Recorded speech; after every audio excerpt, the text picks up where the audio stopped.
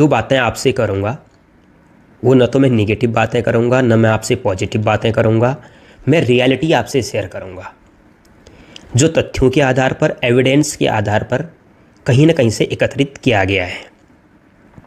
और जिस टॉपिक पर आज मैं बात करूँगा वो इस सदी का सबसे बड़ा गंभीर मुद्दा है। इसके बारे में भी आपको आगे पता लगेगा। टॉपिक का नाम है क्लाइमेट चेंज, जिसे हम जलवायु परिवर्तन के नाम से भी जानते हैं। आपने कहीं ना कहीं इसका नाम भी सुना होगा। सबसे पहले ये जानने की कोशिश करेंगे बिल्कुल साधारण तरीके से कि ये जलवायु परिवर्तन होता क्या है, क्योंकि हालांकि ये थोड़ा सा टेक्निकल और कॉम्प्लिकेटेड पॉइंट है, लेकिन ये मेरा मानना है जिस दिन इस देश में हर इंसान इस टॉपिक को समझना शुरू कर देगा, उस दिन ये समस्या जो होने वाली है वो सॉल्व होनी शुरू हो जाएगी। उदाहरण के लिए जानने का प्रयास करते हैं कि जो जलवायु परिवर्तन होता है वो होता क्या है। जब धरती का औसत तापमान बढ़ने लगता है तो वहाँ पर क्लाइमेट चेंज या जलवायु परिवर्तन की स्थिति पैदा होनी शुरू होती है। अब जानते हैं कि ये जलवायु परिवर्तन के लिए जो धरती का तापमान बढ़ता है वो क्यों बढ़ता है। इससे पहले एक छोटी सी बात मैं आपसे शेयर करूँगा। यदि धरती का औसत तापमान उदाहरण 1 डिग्री होता है, जैसे ही वो 1 डिग्री से बढ़ना शुरू होता है ऊपर जाना, तो वहाँ पर क्लाइमेट चेंज जलवायु परिवर्तन की स्थिति पैदा होनी शुरू हो जाती है, जिसके लक्षण क्या होते हैं उस पर भी मैं आपसे बात करूँगा। अब थोड़ा सा ये जानने का प्रयास करेंगे कि ये 1 डिग्री से ऊपर जो तापमान जाता है, जिसे हम जलवायु परिवर्तन बोलना शुरू करते हैं, तो ऐसा हुआ क्यों। लगभग 1750 के आसपास औद्योगिक क्रांति की शुरुआत हुई। लगभग मतलब बड़े बड़े उद्योग लगने शुरू हुए, फैक्ट्रीज लगनी शुरू हुई, टेक्नोलॉजी शुरू हुई, तो लगभग इस क्लाइमेट चेंज की नींव कहीं ना कहीं वहाँ पर पड़ गई थी।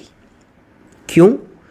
जितनी भी फैक्ट्रीज और ये टेक्नोलॉजी या उद्योग लगते हैं, इससे होता क्या है कि पृथ्वी पर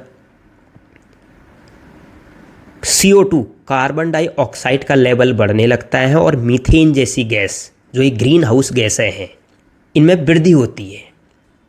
जब ये ग्रीन हाउस गैसें बढ़ने लगती हैं तो धरती का तापमान बढ़ने लगता है।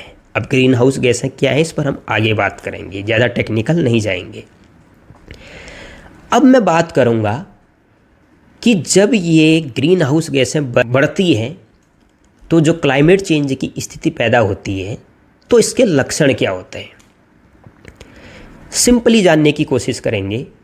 जैसे बेमौसम बारिश, और कहीं ज़बरदस्त बाढ़ आ रही है तो कहीं ज़बरदस्त सूखा पड़ रहा है, तूफान आ रहे हैं।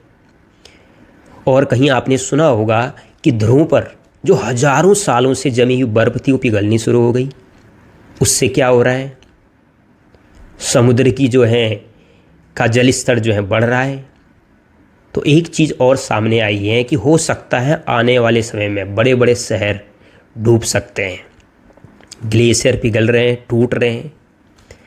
बहुत सारी चीज़ें हैं जो इसके लक्षण हैं, जिस पर हम आगे बात करेंगे। अब मैं आपसे एक बात शेयर करना चाह रहा हूँ, जो बात मैंने आपको शुरुआत में शेयर करी थी कि एक समय ऐसा आएगा कि हर इंसान की मजबूरी हो जाएगी इस क्लाइमेट चेंज जलवायु परिवर्तन को जानना। क्यों होगी? कहा जाता है जब इंसान पे खुद बीतती है तो तभी कहीं ना कहीं आंखें खुलती है। जलवायु परिवर्तन का जो सबसे पहला और तीखा प्रभाव पड़ेगा इंसान पर डायरेक्ट, वो पड़ेगा फसलों पर। क्यों? बेमौसम बारिश होगी तो बेमौसम बारिश की वजह से होता क्या है, फसलें डगमगाने लगती है। तो उससे क्या होगा, पैदावार कम होनी शुरू होगी। धीरे धीरे धीरे धीरे 5%, 10%, 15%, 20%। मैं एक रिसर्च के मुताबिक आपसे बात शेयर कर रहा हूँ। आपने कुछ 5-7 सालों में कुछ चेंजेस भी देखे होंगे, क्योंकि हम इंसान हैं तो इंसान कुछ ना कुछ चीज़ें, क्रिएटिविटी या एक्टिविटी देखता है। कि हो क्या रहा है। कभी आपको बारिश के रूप में, गर्मी के रूप में, या तूफान के रूप में, या वज्रपात के रूप में और भूस्खलन के रूप में बहुत सारी चीज़ों में आपको चेंजेस नज़र आए होंगे।